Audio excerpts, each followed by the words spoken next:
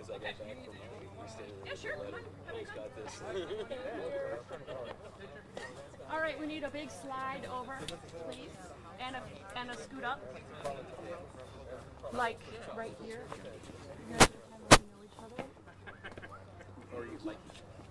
It's not the knowing part. It's the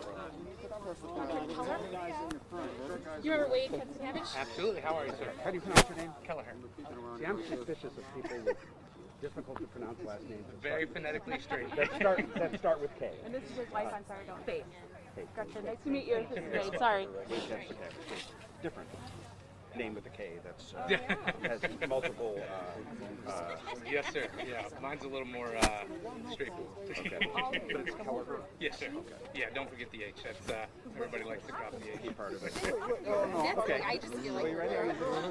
Thank you. Yeah. We're appreciative of the service that's happening here. So we just sent the picture. Is that? Well, I'm gonna because your project is part of a larger funding plan.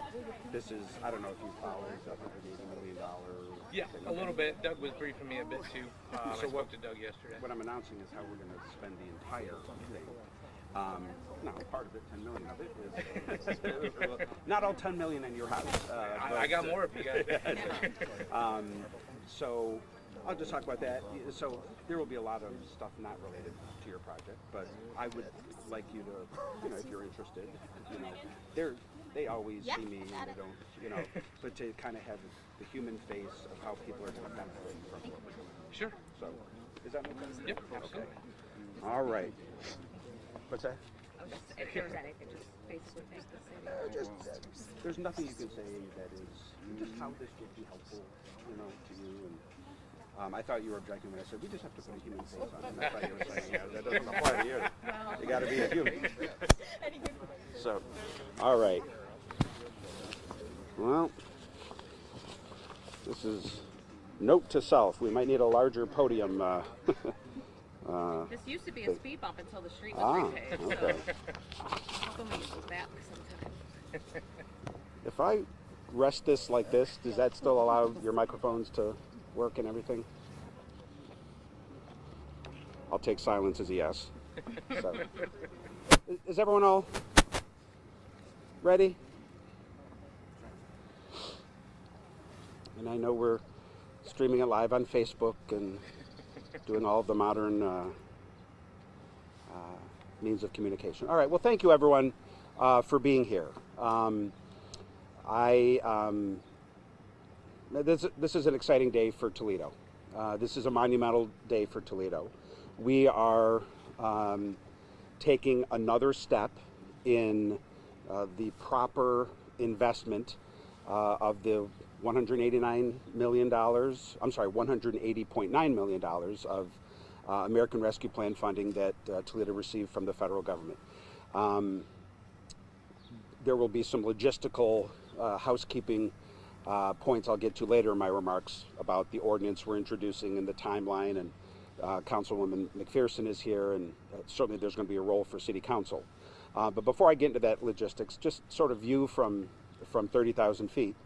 The reason this is a big day, and it's an important day, is because today I am releasing my Toledo recovery plan for how we should invest the $180.9 million our city received from the American Rescue Plan.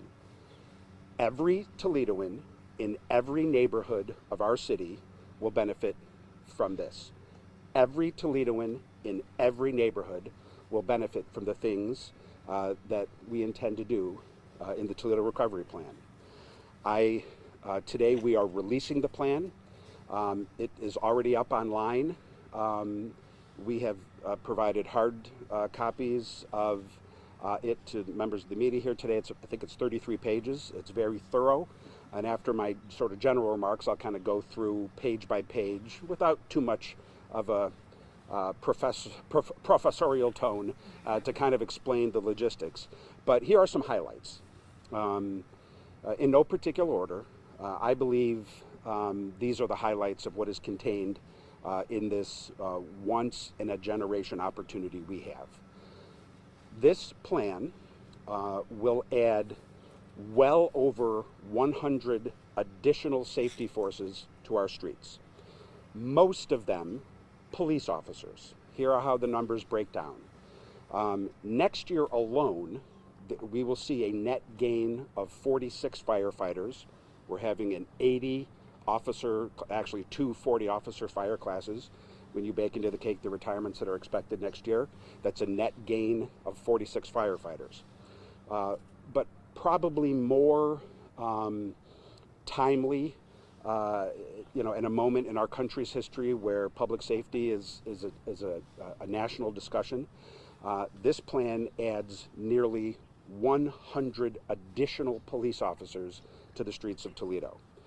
By 2026, we will have the number. I know Chief Kral isn't with us, but the police department is represented. He long has wanted a force of 700 officers. This plan accomplishes that within 5 years. When we get to that number, we will have the highest number of police officers that we've had since 2006. What's notable about that is 2006 was just before that unfortunate time in our city's history where, be diplomatic, previous mayors began to use the police department as a way to balance the budget. In the most extreme example, we had a disastrous decision made by a previous mayor to lay off police officers.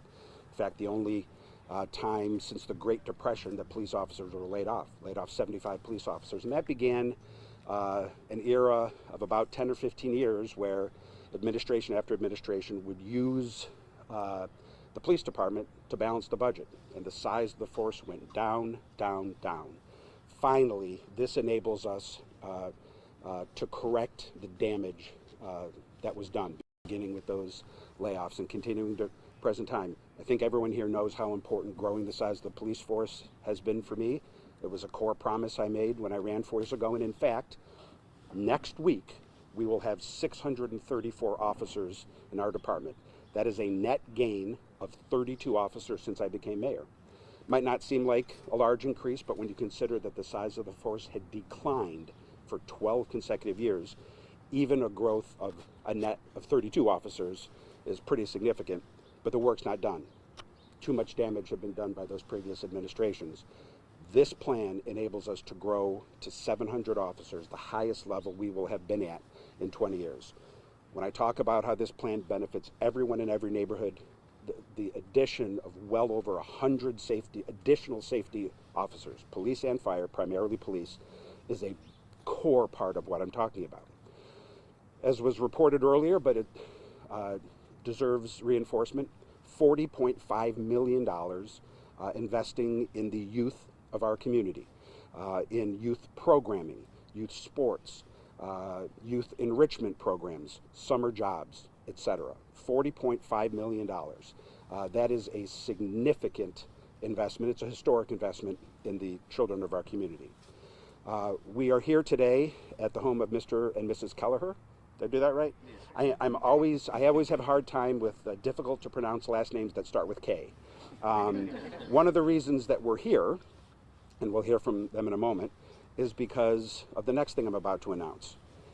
Every private lead line in the city of Toledo, every one, will be replaced under this initiative.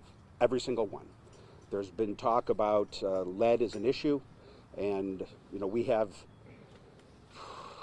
we think there's 30,000 water service lines in our city that have lead. 10% of those are private lines. In other words, the city is responsible for what happens out here, but the individual is responsible for the connection to their home. 10% of those are private lines, like the one that serves the Kelleher's home. They probably didn't know this. My sense is most Toledans didn't know this. That's the citizen's responsibility. But that would provide an incredible burden to families if they had to pay for that on their own. Because of this plan, we're taking $10 million to totally eliminate the problem of private lead lines in the city of Toledo. And we'll hear from them in a moment about what it means to them and their budget. We are constructing a brand new YMCA in the central city. This plan provides 500 units of new housing. This plan provides funding to demolish hundreds of commercial and residential buildings. This plan provides millions of dollars to fight blight, fix sidewalks, improve parks, plant trees, and create jobs. There is something for every Toledoan in every neighborhood in this historic plan. Here's the most important thing I want to emphasize, though, today. Toledo, this is your plan. You helped create it. You will see, if you read through the 33 pages of our report, we went to great pains to rank the statistical support that each idea earned when we had those neighborhood meetings. Remember those 6 or 7 neighborhood meetings that we had? We also had surveys that thousands of Toledoans took part in and participated in. We built this plan around that input. I know that we live in a time where there's low trust between the citizens and the government they serve. I think a lot of that is due to what we see from Washington. Because of that environment we live in, it is so important for us to emphasize that we are listening to our citizens and we are transparently doing what they told us to do. We didn't go through those meetings and those surveys for the fun of it. We built our plan around it, literally. Everything you see in this plan is rank ordered based on the popularity it enjoyed from public input. Everything. I was surprised, and I'll go through this in a second. When we went through those meetings, the number one thing we heard, more than anything else, was the lead lines. Frankly, that surprised me a little bit. I would have thought it could have been, trust me, we heard plenty about youth and the need to invest in youth and public safety and neighborhood and blight. We heard all of that. But more than anything else, we heard about a desire to replace the lead water service lines. That was number one. So we put it in the plan and we built the plan around what Toledoans asked for. We listened to you, and this plan was built by what we heard from those meetings. So thank you. Thank you, Toledo, for shaping this plan. Now let's begin the work of investing in ourselves and making this happen. Logistically, here's what's happening today. With the release of this plan, which you all have, and which is now available online, we are introducing an ordinance to City Council. It'll be in the packet on Friday. The media will know what that means. It'll be on the council's agenda at agenda review next Tuesday, and it will appear for the first time for a potential vote, although it's unlikely to be voted on, but for the first time on Tuesday, October 26th. It's then in City Council's hands. And City Council, I'm certain, will go through a process of debate and discussion. They may decide to do public hearings. They may not. It's totally up to them. And they will shape it, and they could tweak some of this. They could tweak a lot of this. This is my proposal. But just like any executive develops plans and the legislative branch provides input, that could happen here. I would say, though, that we've been at this since February. We knew in February that this opportunity had presented itself. We went through a process of, again, public meetings, discussion. We created a task force with City Council, and we shared this plan with members of council individually in the last 2 weeks or so, one-on-one. There, I wouldn't say that there's unanimity necessarily on every item here, but I think the broad contours are clear enough that we felt it made sense to go forward, and City Council can react to it however it chooses. What this does is put the resources into various buckets, as it were. $40 million in the youth and recreation bucket, $10 million in the lead line service bucket, etc. What council will then have to do, beginning next year, is pass ordinances to appropriate, project after project to start drawing down money from those different buckets or different silos. But the work has to begin. We have to spend this money, appropriate this money by the end of December 2024. This year has been a planning year. So we really only have 3 years left. It might sound like a lot of time, but it's it'll be on you before you know it.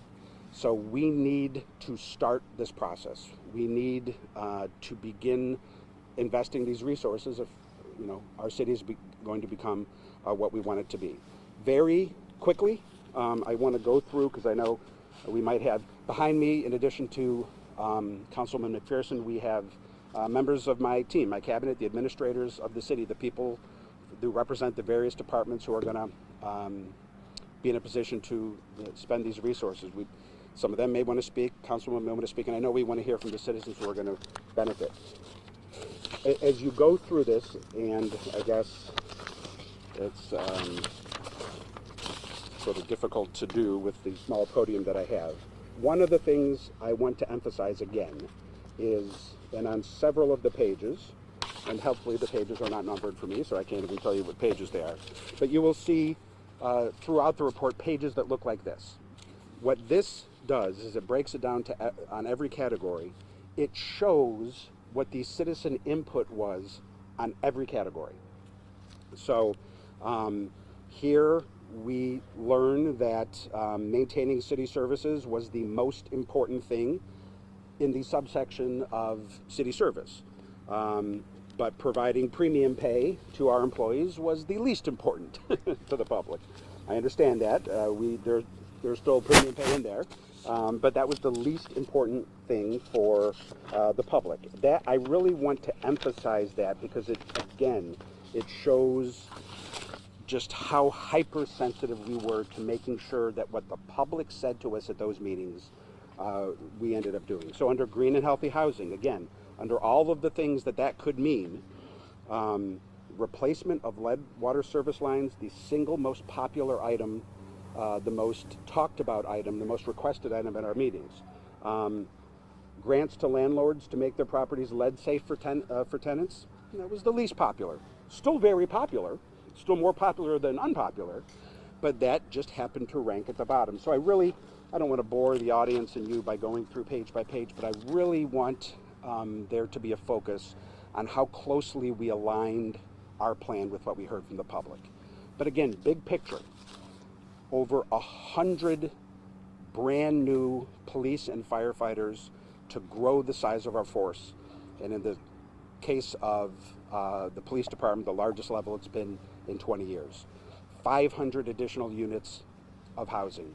The total elimination of private lead lines is a problem in our city. The creation of a brand new YMCA. $40 million on programming for youth.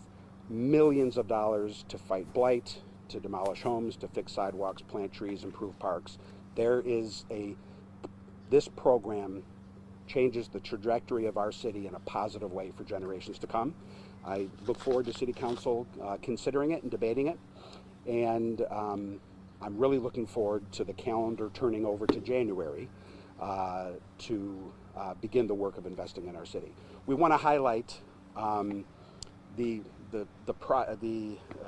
sort of individuals who will benefit from the funding contained in this plan.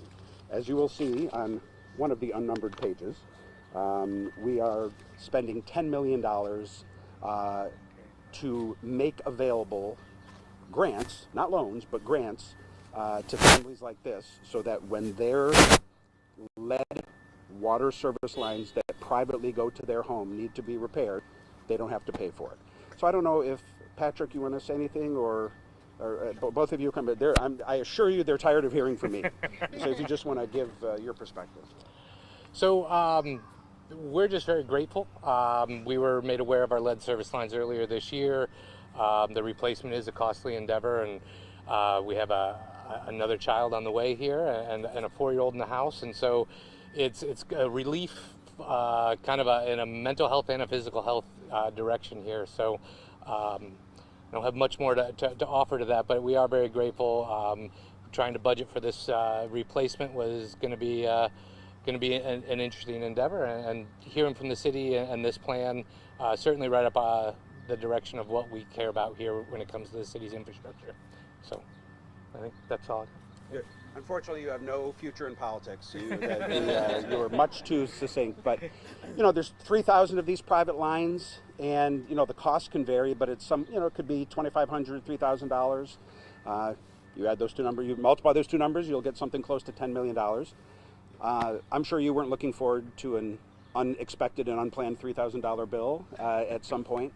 Now you won't have to worry about that. Are there any administrators, anyone representing any one of our many departments that want to talk about what you'll be able to do with this? Or Councilwoman, do you have some remarks? You've never said no in the past. Good morning, and thank you, Mayor Wade. This is an exciting time, and to the citizens of Toledo, I just want you to know that Toledo City Council will look at this very closely. We also heard from the citizens of Toledo and prioritizing your requests, your needs, and as the mayor has said, new homes, reinvesting in our neighborhoods, cleaning up the blight. That is important to you. That is important to us. So count on us to make your wishes come true here in the city of Toledo with this money. And we are excited. Toledo, we're going to look different. We're up and coming, and we're coming out. Thank you, and have a wonderful day.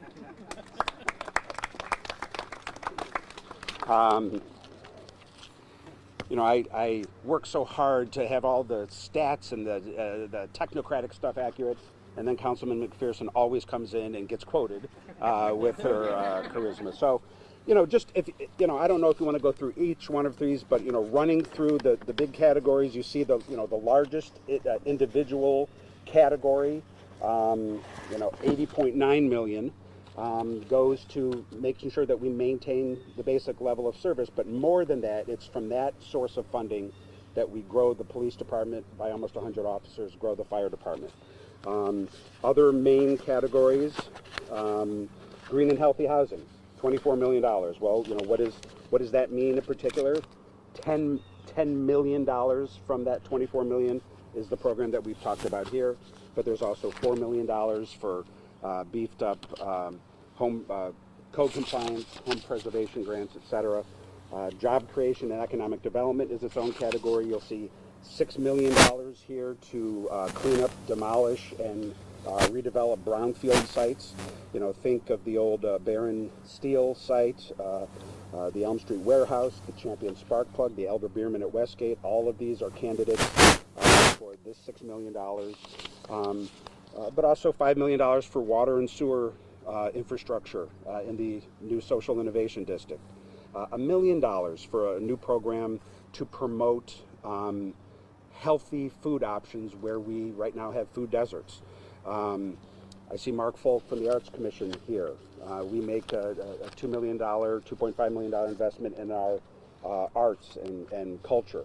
The total of the job creation and economic development, all those numbers added up to about $15 million. Safe and livable neighborhoods. And again, I'm going to talk about how everything you see here, it was based on what we heard at those neighborhood meetings. I know there's cynicism there. I know it.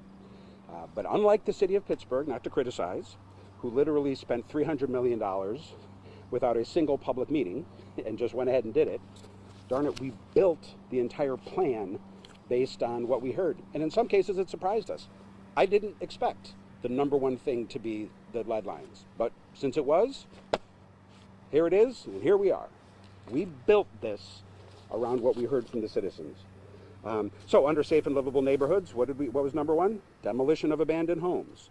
That was number one, and so sure enough, $4 million to demolish blighted and residential and commercial structures. Interesting, we're putting money in here to add additional street lighting. I think everyone knows that by the end of this year, frankly, almost by the end of this month, we will have converted every old gas vapor light into an LED light. The 28,000 light posts, they'll already be converted. There shouldn't be a single burned out light anywhere in the city by the end of the month. But there are still places in the city where there are no lights whatsoever. There's no light to be burned out because there's money in this plan to add lighting, and importantly, doing it this way, the citizens won't have to pay for it on their own assessment. Public safety obviously was a priority. We are spending $2 million to expand our spotter program into East Toledo. We have it in 2 neighborhoods right now. This will allow us to expand the program.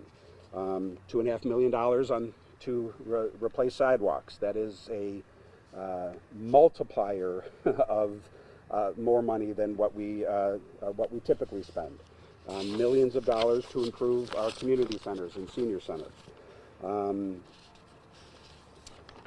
Money to repair and restore our tree canopy. We're going to be spending money to plant trees in the right-of-way along medians. Trees increase property values, slow traffic, improve our health, and we've lost a lot of them over the years. So it's not a huge dollar amount. It's $500,000 in a nearly $200 million plan, but it's important and it's in here. And then the final category we've talked about, youth, recreation, $40 million. Again, I just thought this was interesting. What did we hear in the category of youth? Increasing recreational programming was number 1. Bottom of the list were city pools. And what I thought was interesting, there's such a debate every year about the city pools. It's not that folks don't think the city pools are important. They do, but that's just less important than a number of other things that we built or planned around it. So, ending on youth, we talked about the Wayman Palmer YMCA. That is funded and built here, but also $12 million on the city's recreational facilities and playground equipment all across the city, making our playgrounds accessible, one-time capital improvements in our golf courses, our tennis courts, our ball diamonds. $12 million. That's a real amount of money. And I think maybe the final one I'll end on is this. I think the media will remember earlier this year, City Council appropriated a historic amount of money for youth programming. This year we did more youth programming we ever have in the city. I think we spent $1.4 million. This plan contemplates $6 million over these 3 years. So that means $2 million a year for every year of this plan. What we did this past summer was historic. Nothing like that had ever been done in the city of Toledo, and yet what we're going to do is increase that by 50% every year for 3 years. I said I wouldn't go on and go into the logistics. I just couldn't help myself. I'm just so excited. I'm excited for the city. I'm excited for the public who built this plan for us, and we listened. And now the process continues. It continues with City Council, and certainly by the end of this year, the plan will have passed. And so when we flip that calendar January, almost $200 million will start to be invested in our community and we'll be better for it. So probably a little more long-winded than I wanted to be. The crews, we picked this house and we picked these because the work is going to begin right now today, I hope. Is that right? Okay, good. In fact, it's already started behind me. All right. So this is happening in real time, and we just wanted to kind of, again, demonstrate what this kind of investment can mean for our city. Okay? Thank you, everyone. I don't know if there's any individual questions either for me or for